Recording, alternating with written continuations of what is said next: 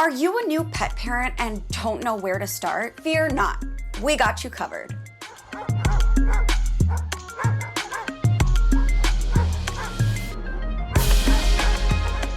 Welcome back to Alpha Paw, your destination for everything dog. I'm Bernie Zilio, and I'm on a mission to answer every doggone question you've ever had about your fur babies. And today we are talking about the 5 things every new pet parent needs to know about their new puppy. Fortunately, we have an expert with us today, Dr. Ross Bernstein. Dr. Ross is a seasoned veterinary professional and pet care expert. He earned his doctorate degree in veterinary medicine at UC Davis School of Veterinary Medicine, and his work has been featured in several industry-leading publications, including the Journal of Veterinary Surgery. He is our go-to vet for everything we want and need to know about our fur babies. So welcome back to Alpha Paw, Dr. Ross. Hey, Bernie. How's it going? Wonderful. And I am so excited because today my favorite topic is being discussed. Puppies. We all love puppies. I'm assuming everyone watching this video loves puppies. But bringing home a new puppy is incredibly overwhelming. There are a million things running through your head. How do I keep this tiny thing alive? Why is it peeing everywhere? Why is it pooping everywhere? Why won't it eat? I mean, it's a very emotional experience. So I want to make sure our viewers have the 5 absolute necessities, like knowledge bombs from Dr. Ross of what they need to know before they bring home their baby. So number 1 question I have for you, and I think a lot of pet parents do, is where should this puppy sleep the first night? Well, congratulations to anyone who just recently adopted a puppy. It's very, very exciting, and you're going to have a full lifetime of happiness with them. Oh, that's such a solid PSA. It's very true. There's a couple of options. Like if you do want to get them crate trained, starting them young is the best time to do it. So you can have them in the crate, and you want to make it so it's a fun and safe place for them. So usually you can put the crate in the room where you spend most of your time, whether that's in your living room, in your bedroom, really anywhere. But they don't have to stay in the crate. If you don't want them to be in the crate, they don't have to be. They can sleep on your bed, although they might pee there. They can sleep on your couch. It's kind of up to you. If you do want to get them crate trained, you want to start early. Totally. And I will just say from personal experience, when I brought home my dog Pod, he was a puppy. We had him in like a little playpen area in our bedroom, and he would cry. And it is very common for puppies to cry the first couple of nights when you bring them home. It's a big adjustment for them. I'm a lunatic and slept on the floor next to him for like 3 nights because I couldn't handle his crying. I didn't want to put him in the bed in case, he fell off or he peed or we rolled over on him. So do what you got to do. Just know that they won't be crying forever. That's just my personal little anecdote for you guys. But you mentioned crates. I think that is incredibly important. And it's really important that crates aren't just a negative place, like a punishment place. Like they should enjoy their crate. So I do agree with you. I think crate training early on is super important. How long is it appropriate or safe to keep a puppy in a crate? That kind of depends on how old the dog is. Even if they're an adult, you don't ever want to keep them in that little spot for more than 12 hours. Like they're going to, at a minimum, even as an adult, going to need to urinate twice a day. So that's it. But a young little puppy can sometimes need to urinate as often as every 2 to 3 hours. Now, when you're sleeping, of course, you can't get up every 2 to 3 hours and take them out. So, you got to do what you got to do. But you go to bed late, maybe around 10 to midnight, and then get up early in the morning, maybe around 6 a.m., they should be able to hold it for 6 hours at night. Again, it kind of depends how old they are, how big their bladder is, how much urine they can hold. And also it kind of depends how much water did they drink the night before when they went to bed. Now, worst comes to worst, if they peed in their crate, it's not the end of the world. Usually they don't want to because they don't like to go to the bathroom where they sleep, especially if it's in a little crate. That's just in a dog's world. They don't go to the bath. They don't go potty where they're sleeping. So if they're starting to whine or cry in the morning, it could be because they have to go out. Totally. And I agree with you. I think most dogs, even if they do like potty in their crate when they're young, I think they outgrow that. My dog Pod, another fun little anecdote.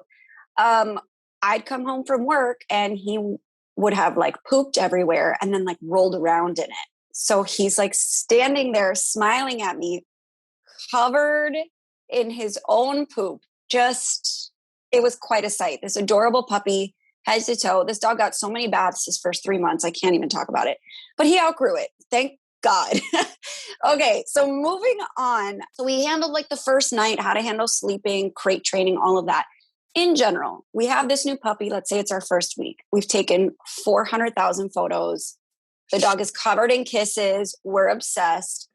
What else, besides taking photos and kissing your dog, should we be doing with this new puppy? Puppy proofing your house is very, very important so that you're not calling the vet or trying to figure out what to do in the middle of the night. Now, it certainly could still happen, but dogs, and especially puppies, will eat anything and everything around the house. Puppy proofing it, making sure that there's no, you can give them their toys, but no like little things that they can pick up and chew, like hair ties, little, just little things around the house, rocks, shoelaces, rubber bands, clips, phone chargers. They love those. Yes, cords, decorations. They will eat anything and everything. They'll even start chewing the table legs, the chairs. I mean, you name your it. legs. So, yeah, just keep an eye on it and try to limit the things that they can possibly ingest. And, anything that they ingest that's not food can potentially cause a problem. So you want to do your best to limit that.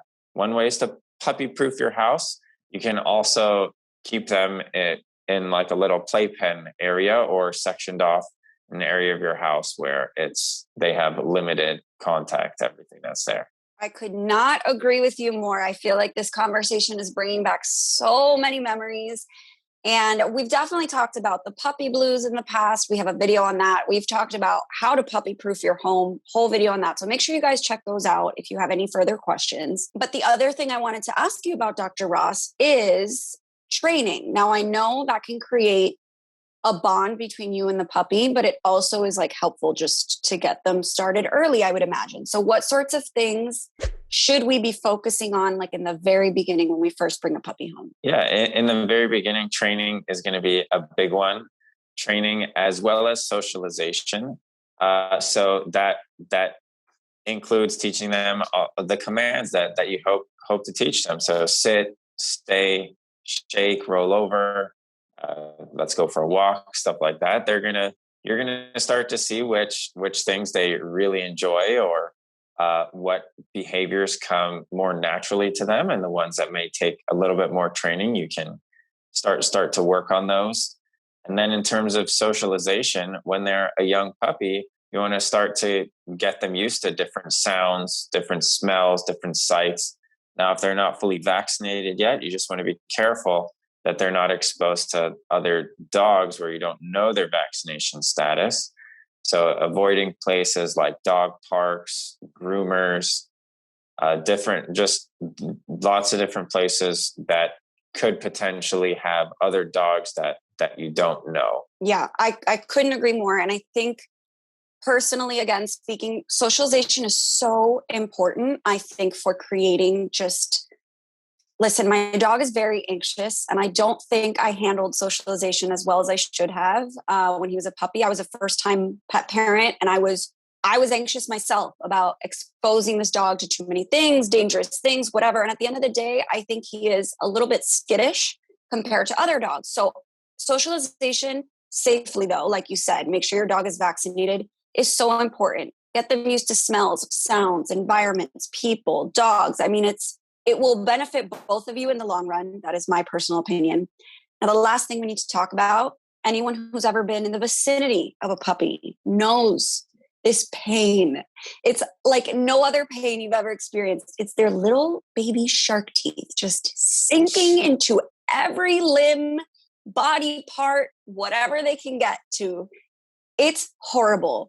And they don't mean it. And you know they're teething, but it is like, oh, every pet parent's like, it's probably the biggest complaint. So what can we do about these little baby sharks attacking every limb we have all the time? And when they're, so kind of like I said before, when they're little puppies, they're going to, anything and everything around the house is all of a sudden become a chew toy, including your fingers or your ankles. As their teeth are growing, it can be a little irritating in their mouth. And so they want to chew on things. And that's a way of getting at that irritation in their mouth. Not that it's a bad thing. It's a normal part of process of growing their teeth. But chew toys and like rope toys or Kongs, you could get them rawhides. Now with rawhides, be careful. Don't give them more than one a day. But things to chew on that are safe for them and veterinary approved are easy ways for them to get that energy out, as well as do that chewing that they are desperately trying to do. Yes, 100%. And I think a lot of times when puppies are playing with you, they don't understand that like biting you is not a form of play. So I would like to reassure pet parents that it is possible for puppies to outgrow that as long as you aid in that training. So rest assured that your puppy will, like Dr. Ross said, provide you the happiest years of your life. I promise you. And shout out to my parents who are about to get a new puppy and I know are watching this video and taking notes because they are my #1 fans and I love them so much. But if you guys have any additional comments, questions, or concerns for Dr. Ross about your new puppy, please drop them down in the comment section below. Again, I'm Bernie Zilio and this is Alpha Paw.